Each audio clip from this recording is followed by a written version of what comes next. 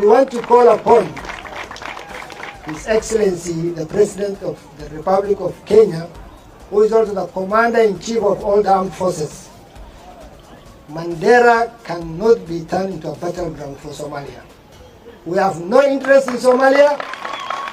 The only interest we have in Somalia is peace. If they cannot peace and fight, then we have no business to involve in their internal affairs. For more than a month now, Mandera residents have lived under a cloud of uncertainty and fear following the entry of Jubaland forces into Kenya's territory.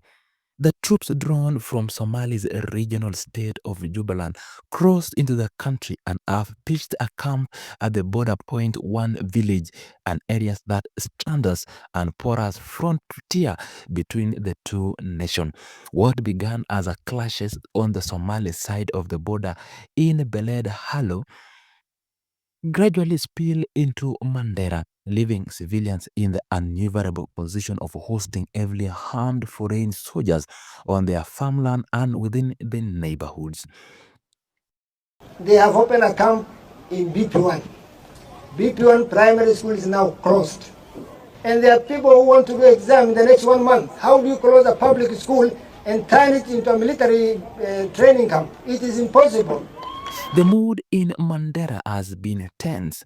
Residents have staged protests demanding answers from the government and urging for the immediate withdrawal of the Jubaland forces. Ishi BB1, mimi mute kuishi hapa. Watu ya BB1 vile munaona, wale watu wanaishi BB1 ni watu wengi sana. Leo hii watu wanasimama hapa peke yake ndio wanaishi BB1. Watu wengine wote tangu hawa walikuja tarehe 30 mwezi ilipita mpaka wa leo wako 33 days hapa. Watu ni hawa tu, wengine wamehama. Wale watu wanaishi BB1 sasa ni hii peke yake, wengine wote wamehama pamoja watoto yao. Shule imefungwa, shule yetu hakuna watoto ya kusoma. Shamba yetu imefungwa na watu wa Jubaland, malicious. Parents worried about the safety of their children, with many choosing to keep them away from school, while traders lament twinkling businesses as the presence of foreign troops continues to cast a long shadow on daily life. To the locals, the issue is not simply about security, but about sovereignty of the Kenya, a stark reminder that Kenya's border remained vulnerable and that ordinary people are often the first to feel the weight of regional instability. Wako hapa kwa shamba yetu, wanafanya training hapa, watoto wetu hawasomi, sisi hatulali usiku na mchana, tunaogopa. So, what I want to tell the president of this country, if you want from us to vote for you 2027, flush these people from here, from our country. Flush them away today. Nationally, the incursion has stirred political unease. Leaders across the country have raised alarm, warning that the presence of foreign fighters within Mandera amount to a direct violation of Kenya's territorial integrity. Critics argue that the silence from State House has only worsened the situation, painting an image of a government hesitant to confront a matter that strikes at the very heart of its constitutional duty to safeguard the nation's sovereignty.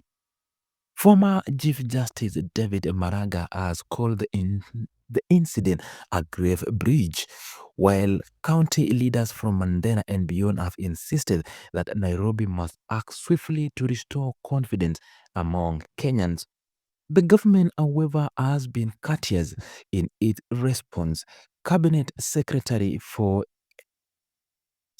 Interior Kipruto or Kipchumba Arap Murkomen, addressing growing public concerns, confirmed that security agencies were investigating the reports of Jubaland forces in Mandera.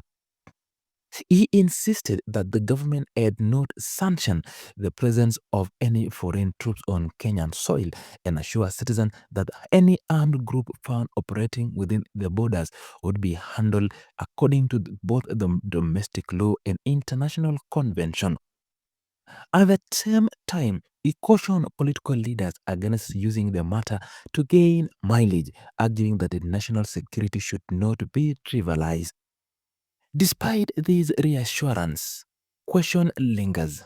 For many Kenyans, the real issue is whether the government has been caught flat-footed by the development or whether it has chosen to downplay the seriousness of the incursion. Border communities have long complained of being left to their own devices, forced to navigate the dangers of cross-border conflict with minimal state protection. The Mandera case has therefore reignited debate about the adequacy of Kenya's borders management system and the government's preparedness to detect or repel foreign aggressions. The context of the crisis goes beyond Mandera itself. Somalia has for months been embroiled in internal struggles, particularly between Jubaland forces and troops loyal to the federal government in Mogadishu. Clashes in towns such as Belen Hollow and the lingering tension following the Battle of Ras Kamboni in December 2024 have repeatedly spilled into Kenya's territory. Mandera, being the frontline county, has brought to the brunt of this dispute. It is here that Kenya's role as a mediator, a peacekeeper, and sovereign state converge, often with contradiction that leaves citizens confused about where their government priorities lies. Diplomatic balance add another layer of complexity. Kenya has historically maintained working relationship or relation with the Jubaland authorities, viewing them as an important buffer against the Al-Shabaab threats. At the same time, Nairobi recognized the Somali federal government and has to treat carefully to avoid being seen as interfering in Somalia's domestic affairs.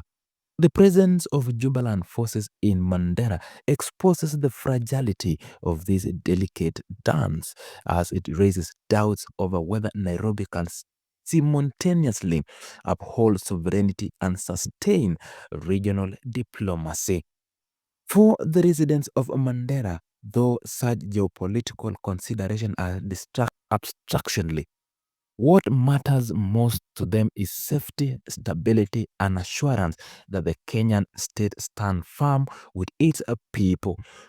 The protests over the past weeks have been both a crying for help and a reminder to those in power that sovereignty is not just a matter of national pride, but also a lived reality for border communities.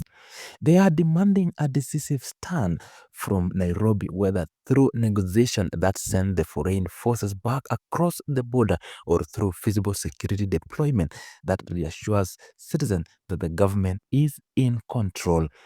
As the standoff enters its second month, the pressure is mounting on President Ruto's administration to act. Each day of silence deepens public suspicion and fuel speculation that the state is unwilling or unable to confront the crisis. For a president who swore to defend Kenya's border and protect our people, the incursion in Mandera is proving to be a stern test of both political will and national security strategy. Coming days will determine whether Kenya's respond with firmness or continues to edge its possibility. What remains clear is that the Mandela situation has exposed vulnerability that can no longer be ignored.